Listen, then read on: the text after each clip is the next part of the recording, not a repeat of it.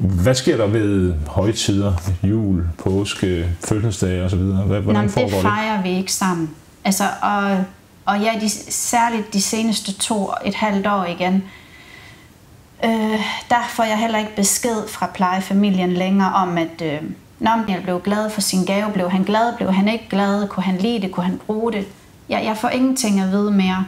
Hvordan kan det være? Og hvad siger familieafdelingen til det på kommunen? Altså, er det noget, de er ligeglade? Ja, de er fuldstændig ligeglade. Hanna har mistet sit barn til en plejefamilie. Hanna er en stille og rolig type, som godt kan tage sig af sit barn. Men på trods af en livslang kamp med systemet, så glider kontakten til barnet længere og længere væk. Hør her om Hannas smertens historie og hendes savn efter hendes barn, som hun i dag desværre ikke ser. Hanna, hvorfor sidder vi her i dag? Jamen, vi sidder her, fordi at jeg har en tvangsanbringelsessag kørende, der har kørt i 13 år nu, uretmæssigt, med min søn, som er tvangsanbragt. Han blev tvangsanbragt lige efter fødslen. Så du har reelt aldrig haft mulighed for egentlig at være mor på den normale måde. Hvordan føles det? Det føles nogle gange surrealistisk og unaturligt. Unaturligt og ja. Og hvad er så dit håb for fremtiden? Altså, hvad ønsker du? Jamen altså, jeg tænker lige nu, så ønsker jeg måske mest, at den her sag kommer frem, at de her problematikker, der findes i så mange sager nu, at de kommer mere frem. Og ja, selvfølgelig også, at den her sag bliver belyst mere. Altså, at de reelle fakta i min sag, de virkelig bliver belyst over for mennesker, der kan se det med nogle nye øjne, måske. Men nogle af de udtalelser, du har fået gennem tiden, nu har jeg læst dele af dine sagsakter igennem, det er jo et enormt sagskompleks, men nogle af de udtalelser, det kan da ikke være enslydende af alle udtalelserne. Kan du give et eksempel på det? Altså fra de forskellige psykiater og psykologer? Ja. Ja, altså jeg har dem jo alle sammen til at ligge, kan man sige, i en mappe. Så ja, jeg kan sagtens sige, at der er for eksempel en i 2011, som jeg ikke har en god kemi med, trods det, at jeg stadig er lidt sårbar. Jeg har ikke en god kemi med hende, men jeg fortsætter hos hende nogle gange. Og det hedder så, at hun ventilerer en diagnose. Og jeg ved ikke engang, hvad det betyder, det fandt jeg så senere hen ud af. Altså det er jo sådan lidt, måske har du ikke en diagnose. Og den tager kommunen så, kan man sige, og gør til, at jeg nok højst sandsynligt er over i udviklingsforstyrrelsesspektret. Hanna har været kastet meget rundt. Her er en udtalelse fra før Hanna blev mor, som er entydigt positiv. Der står: Jeg vurderer ikke, at man allerede her før fødslen kan udtale, at det vil være uforsvarligt, at hun passer sit eget barn på sigt. Hvordan den bedste hjælp tilrettelægges, må i sidste ende bero på fortrolige og daglige observationer fra fagligt kompetente i mor-barn-spørgsmål. Denne udtalelse er fra en psykolog, som kun møder Hanna nogle få timer, og han udtaler: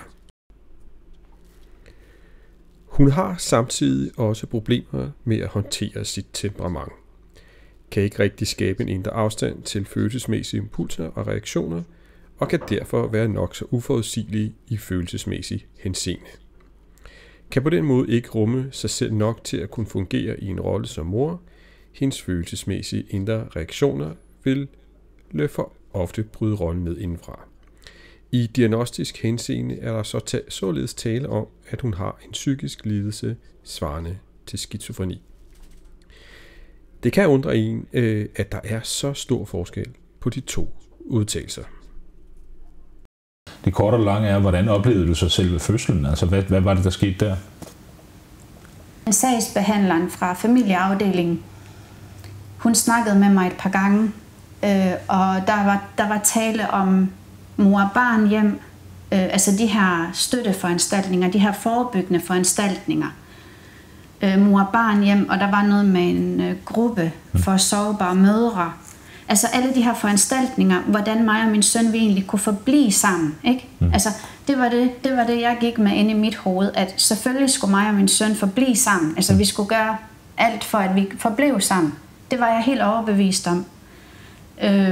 Ja,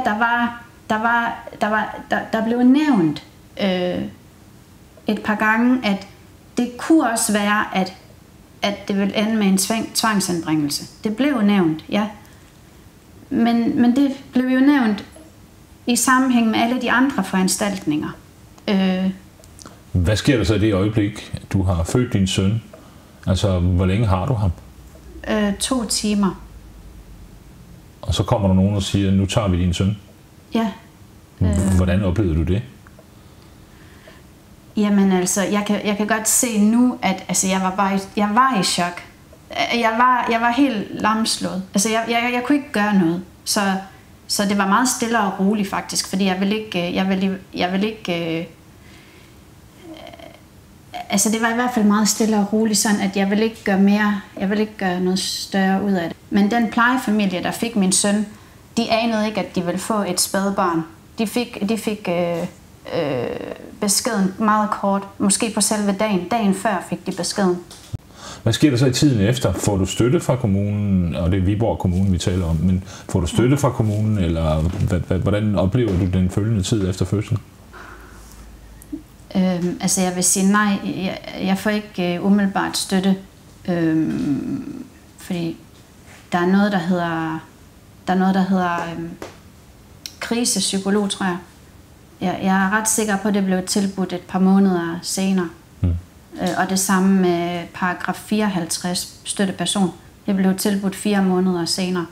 Så efter at dit barn bliver fjernet 2 timer efter fødslen, så går der 4 måneder, før du reelt har nogen du kan holde dig til at søge råd hos og tale med problemerne om, eller? Ja. Hvordan håndterede du de 4 måneder? Det må jo være noget af det værste, man overhovedet kan komme til at opleve. Ja, altså, det er et godt spørgsmål, fordi at jeg tror bare... altså, jeg så min søn 1 gang om ugen, kan jeg huske, hos plejefamilien.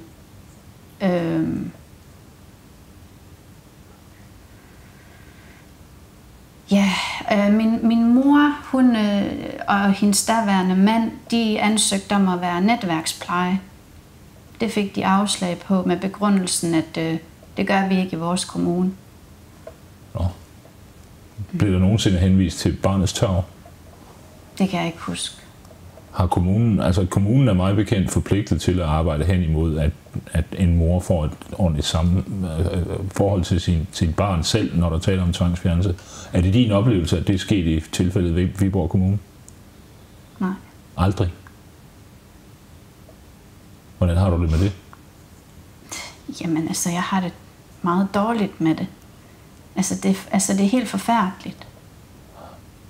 Så den indsats, vi får, den skal være bedre, den skal virkelig være udviklingsfremmende. Det jeg mener med det er, at vi har haft støtteforløb over nogle gange, hvor en støtteperson kommer hjem til mig og har samvær sammen med mig og min søn. Og det foregår jo så over nogle måneder, for eksempel 6 måneder.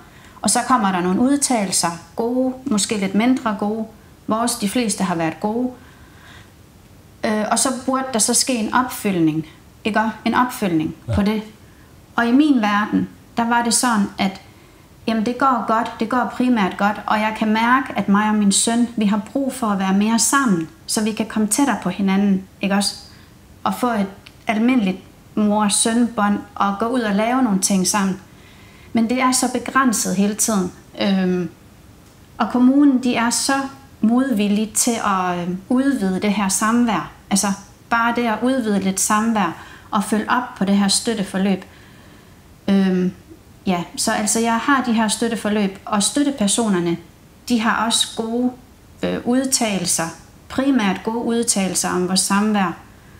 Men trods det, så bliver de ved med at stå ved, at jeg ikke kan få mere samvær. Altså sådan. Hvad tror du, det skyldes? Jamen, jeg ved det ikke. Jeg ved det ikke, helt ærligt. Altså helt. Jeg kan have nogle... Altså, jeg kan sidde og gætte mig til det, men jeg ved det ikke, ærligt talt. Altså. Tror du, din søn ønsker samværet?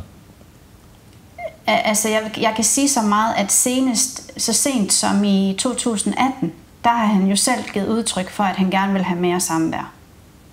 Og hvad han har fortalt mig personligt, det er jo bare mit ord mod andres ord, men han har tit fortalt mig, at han gerne vil have mere samvær. Så ja, og det ved jeg godt, at han gerne vil inderst inde, men han er fuldstændig påvirket af den her sag, og han, ja... for eksempel senest i 2019 nemlig, der er der et møde, hvor at jeg decideret kommer med et stykke papir med mine kriterier, og det er i overensstemmelse med sagsbehandleren. Det er på foranstaltning af sagsbehandleren, at jeg laver de her kriterier, der skal handle om, at vi i fællesskab, at vi i samarbejde tilrettelægger samvær. Det er det hedder så. Det møde. Og jeg kommer med mine kriterier, og vi sidder og snakker. Men mine kriterier, de bliver bare totalt overset. Der er ingenting, der bliver imødekommet nærmest. Men altså, du føler, kan jeg næsten forstå, at Viborg Kommune rent faktisk modarbejder dig næsten, altså dit samvær med din søn? Ja, det gør jeg 100%. At de gør det bevidst af forskellige årsager, fordi det er det nemmeste for dem, og fordi de ikke vil indrømme, at de har begået fejl. Nu har du jo været for det der såkaldte børne- og ungeudvalg, så det er udvalg, som træffer beslutninger i den her type sager flere gange. Hvad er din oplevelse af det? Altså, hvordan er det at komme ind til sådan et udvalg? Enten så får børne- og ungeudvalget ikke samtlige akter, altså eller der er nogle akter, der bliver mere fremhævet end andre. Ellers så sløser de bare med deres arbejde, altså, og får ikke læst det hele, fordi der er i hvert fald et eller andet galt i den måde, som min sag den bliver fremlagt. Det er ikke det rigtige, der kommer frem. Altså, for eksempel i 2013, og det er jo så lang tid tilbage, men i 2013, der bliver genbehandlingsfristen sat ned, og jeg får sådan lidt medhold, hvor de også, hvor BRU og Ankestyrelsen også, de anbefaler kommunen, at nu skal de altså handle, og de skal gøre en indsats. Men det gør kommunen ikke. Der er næsten ikke noget dialog, altså som er baseret på fælles mål. Og der var også min søns handleplan, og så var der forældrehandleplan, og de var faktisk modsatrettet, lagde jeg mærke til, begyndte jeg at lægge mærke til. Altså plejefamilien? Ja, altså plejefamiliens, altså min søns, ja, skråstreg, at han er jo hos den plejefamilie, den handleplan, og så forældrehandleplan, hvor der for eksempel blev hentydet til, at han nærmest skal forblive i den familie. Okay. Altså sådan, det blev der sådan lidt hentydet til mellem linjerne, ja. Der lidt for nogle år tilbage. Hvor i min, der står der, at vi arbejder på, at hun skal blive fuldtidsmor. Aha. Så ja. Men hvad fortæller det om plejefamiliens rolle, synes du? Ja, altså... Jeg ved ikke, hvordan... Men...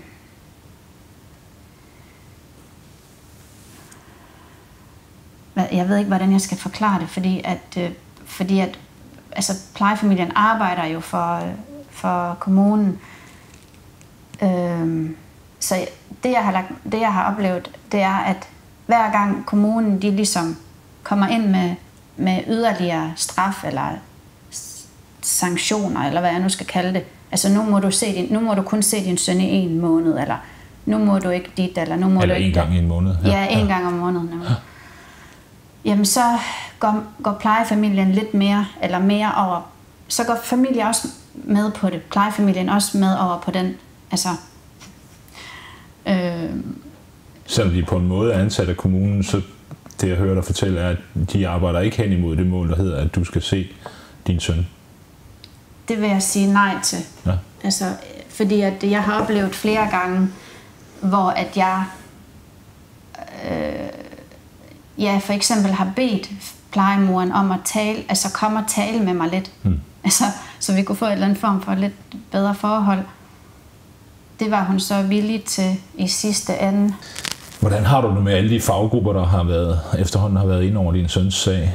Altså har det gjort nogen nytte? Tror du bliver lykkeligere? Tror du din søn bliver lykkeligere?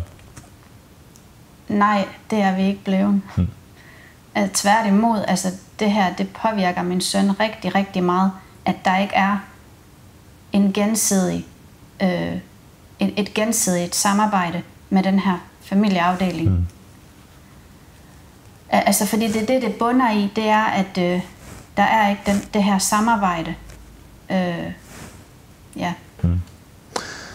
Jamen, altså, hvor meget tror du, din sag har kostet det offentlige sådan i behandlergebyrer, og hvad skal jeg komme efter? Jamen, garanteret rigtig meget. Ja. Jeg har ikke sat mig ind i tallene, men jeg har læst lidt om det. Ja. Hvordan ser du fremtiden? Altså, hvad håber du for fremtiden? Du var lidt inde på det i begyndelsen af det her interview, og der sagde du noget om, at du håbede, at du kunne bibringe noget til andre, som måske var i samme situation. Men hvordan ser du selv, hvis nu du selv kunne ønske dig en fremtid for din søn og dig, altså hvad skulle det så være? Han er jo 13 nu, ikke sandt? Ja. Jamen altså, jeg mener, at der bør sættes en form for indsats ind.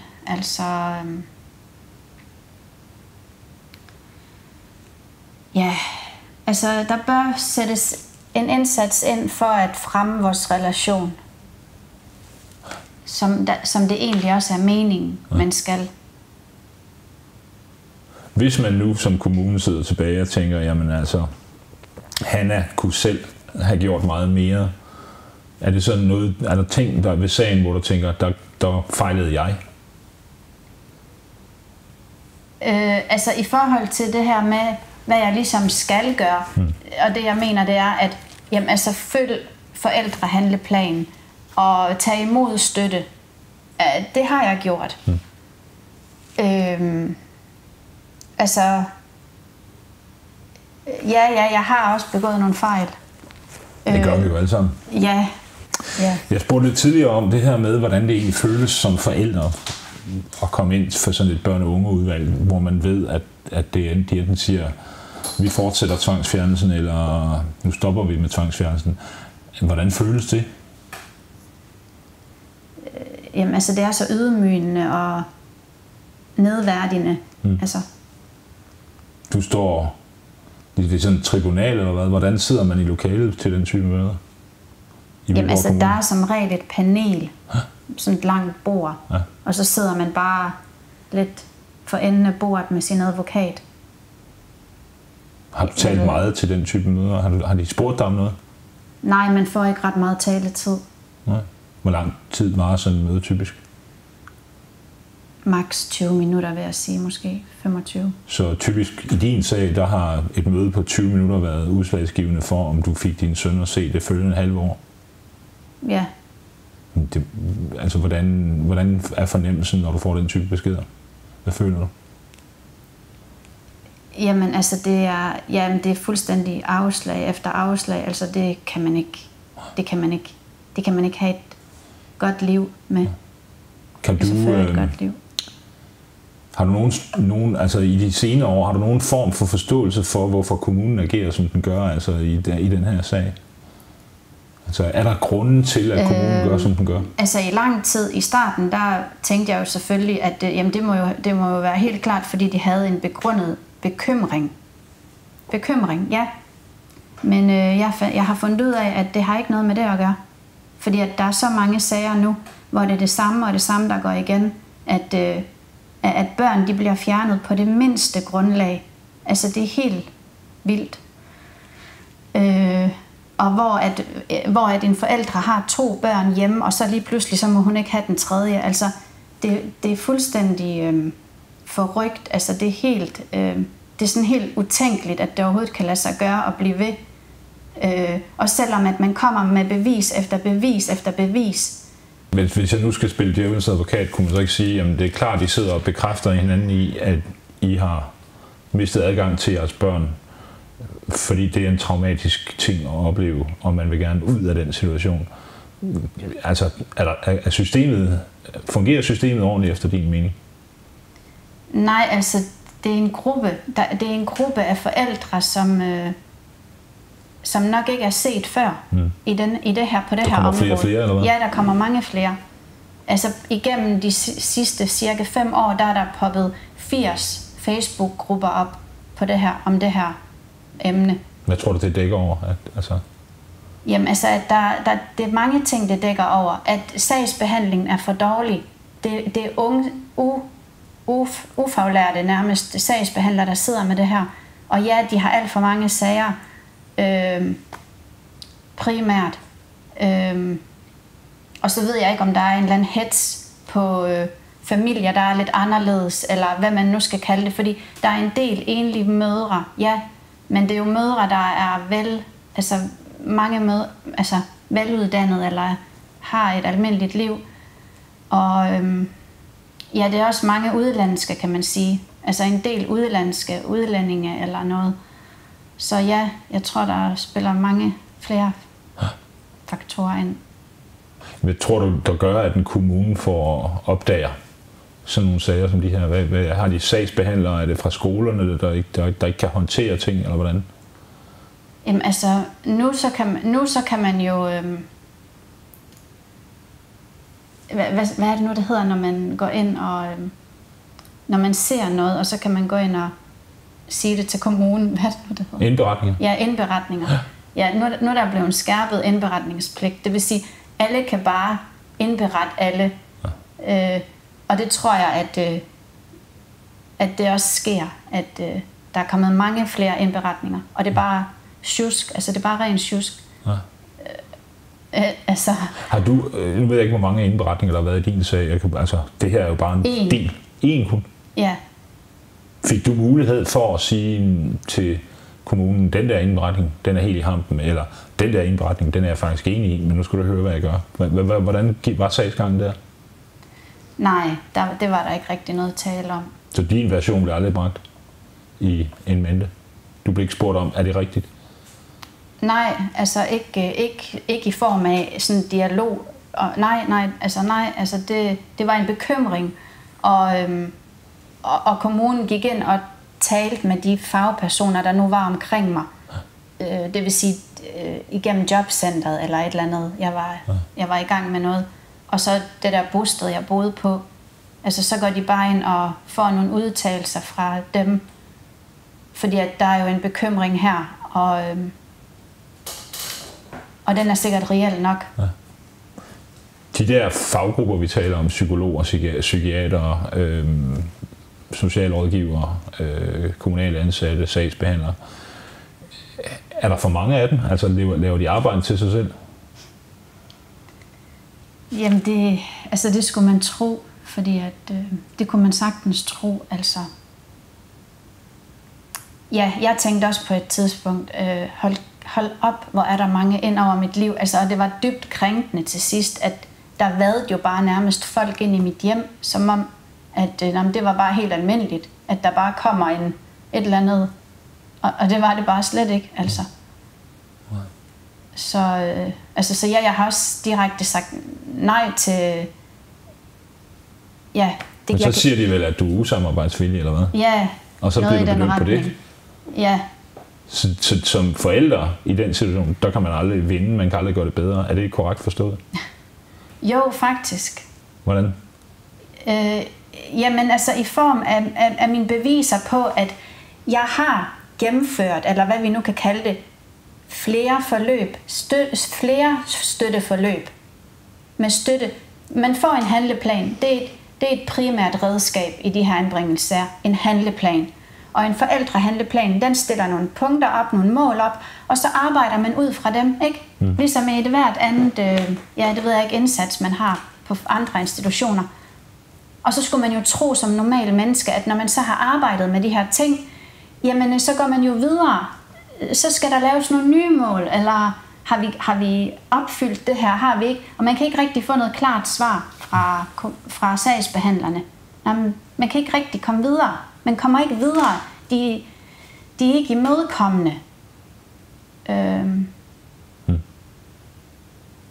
Og hvad altså det er sådan, jeg oplever det, tror du? Ja. Det er ikke kun noget, jeg oplever, det er noget, jeg kan bevise også.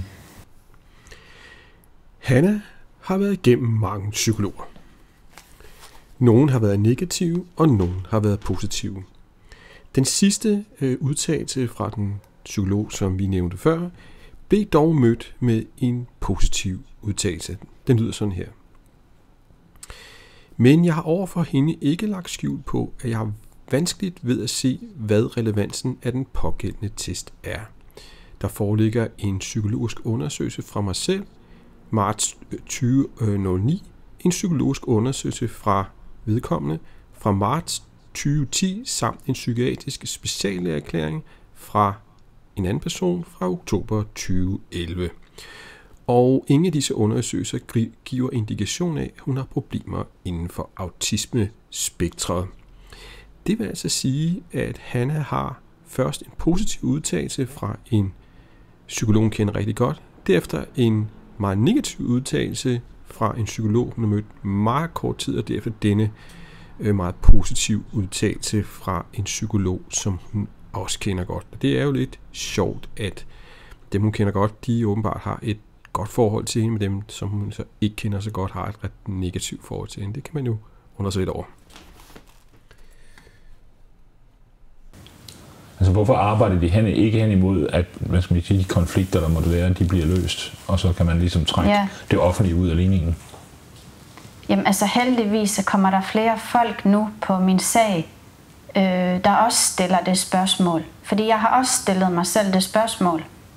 Altså, hvis der ikke er flere, der kommer ind med nye øjne og ser det her, så fortsætter de bare. Men på et tidspunkt bliver han jo myndig. Ja, men altså det sagde vi jo også for 5 år siden, at han bliver jo ældre, så kan han selv, eller min søn, så kan han selv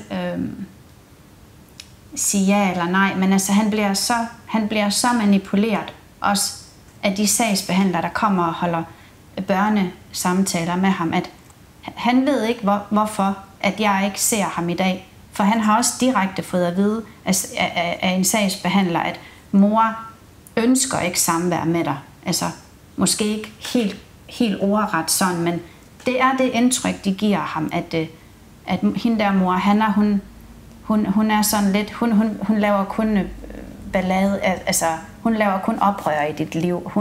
Hun er kun mere til skade end til gavn.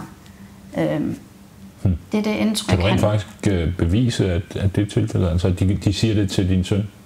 Ja, indirekte. Ja, hvordan?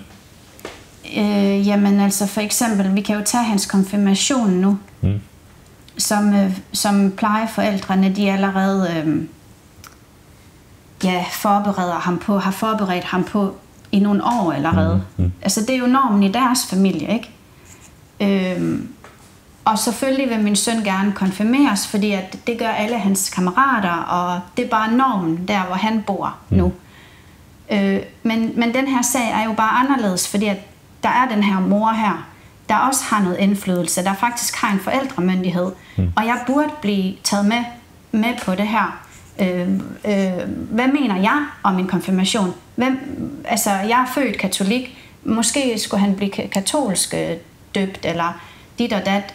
Og jeg har nævnt, at jeg mener, at han godt kunne have en non-firmation, for eksempel. Men der er ikke nogen, der går ind og taler om, jamen, kunne det her være en idé? Fordi at der er ikke nogen, der forklarer, at du kan lige så vel få en non-firmation. Det er næsten det samme, og så videre, og så videre. Der er ikke nogen, der går ind og forklarer ham det. Det bliver bare til, at når mor Hanna, hun går ind og forstyrrer det her, så hun sørger for, at du ikke kan få en konfirmation. Og det seneste, de har gjort, det er at udspørge mig gennem sms. Det skulle så forestille, at det var der skrev beskederne, men det var helt sikkert plejefamilien, der også har skrevet, sådan for at jeg skulle uddybe, hvorfor jeg nu ikke vil, i forbindelse med, at jeg ligesom modsiger mig konfirmation, hvilket jeg jo ikke gør. Du vil bare gerne være med til at arrangere det. Jeg vil gerne være med til at arrangere det, og det behøver heller ikke være på helt samme måde. Altså fordi, at man skal også tage i betragtning, at vi har forskellige normer, og det er jo det. Altså, hvordan er det så nu? Hvordan er det nu i den forstand, at I er ved at planlægge konfirmation, eller hvad? Jamen, ja, det blev jo så til, at mor Hanna, hun går ind og forstyrrer den her konfirmation, og det får nærmest det indtryk, at mor Hanna, hun sidder her et eller andet sted. Hun har ikke set dig i 2 år. Hun vil ikke se dig, og hun sidder bare og forstyrrer herude og siger nu, at nu må du ikke konfirmeres agtigt. Og det vil de så have bekræftet af mig gennem nogle sms'er, hvor de så har fået til at skrive, mor, jeg vil virkelig gerne konfirmeres. Hvorfor siger du, at jeg ikke må det? Og så siger han nogle grunde til, hvorfor han gerne vil. Sådan. Og det ligner slet ikke ham at skrive sådan nogle lange sms'er. Har plejefamilien så manipuleret? Det mener jeg. Altså familieafdelingen sammen med plejefamilien. Okay. Hvad sker der ved højtider, jul, påske, fødselsdage osv.? Hvordan foregår det? Det fejrer vi ikke sammen. Altså, og ja, særligt de seneste 2,5 år igen, der får jeg heller ikke besked fra plejefamilien længere om, at om Daniel blev glad for sin gave, blev han glad, blev han ikke glad, kunne han lide det, kunne han bruge det. Jeg får ingenting at vide mere. Hvordan kan det være? Og hvad siger familieafdelingen til det på kommunen? Altså, er det noget, de er ligeglade? Ja, de er fuldstændig ligeglade. Stort set. Vi har, nu rejser jeg bare op, fordi det virker faktisk lidt surrealistisk. Vi har en mor her, der har fået sin søn tvangsfjernet ved fødslen, og som fortsat søger et forhold til sin søn, blandt andet ved at sende fødselsdagsgaver til ham. Og reaktionen fra systemet, både plejefamilien og kommunen, er ingen reaktion. Hvordan har du det med det? Jamen altså, det er ikke til at være i nogle gange, altså.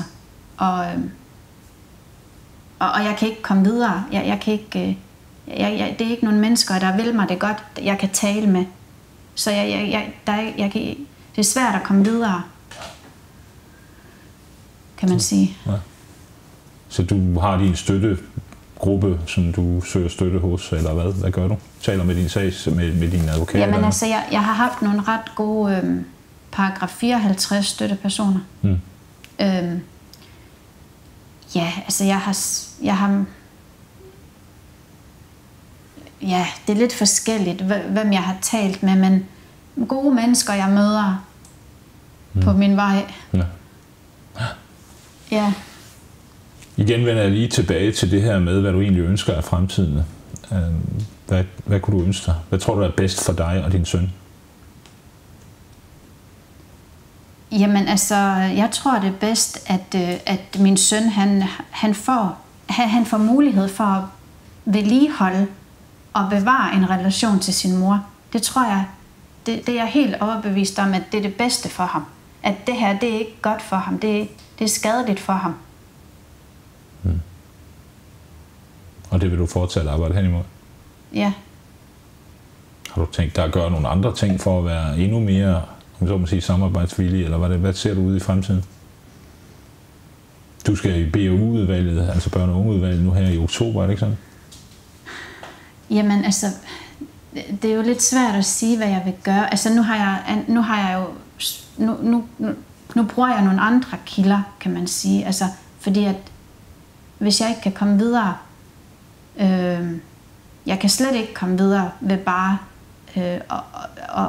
at have møder med den her familieafdeling. Det kan jeg ikke. Så det er jo noget med at kontakte andre kilder. Måske borgerrådgiver og borgmester, eller medierne. Så ja. Tak fordi du ville være med, Hanna. Det er modigt at stå frem med den type historier. Man har vel mest lyst til at grave sig ned i et stort, dybt hul. Er det ikke korrekt, eller hvad? Det kunne jeg forestille mig. Altså, ja, på en måde. Altså, det er ikke det, man har mest lyst til, men jeg tror også bare, det er kommet her til, at der er ikke rigtig andet. Ja, det er den mulighed, der er. Ja. Tak fordi du ville være med. Jo, tak. Selv tak.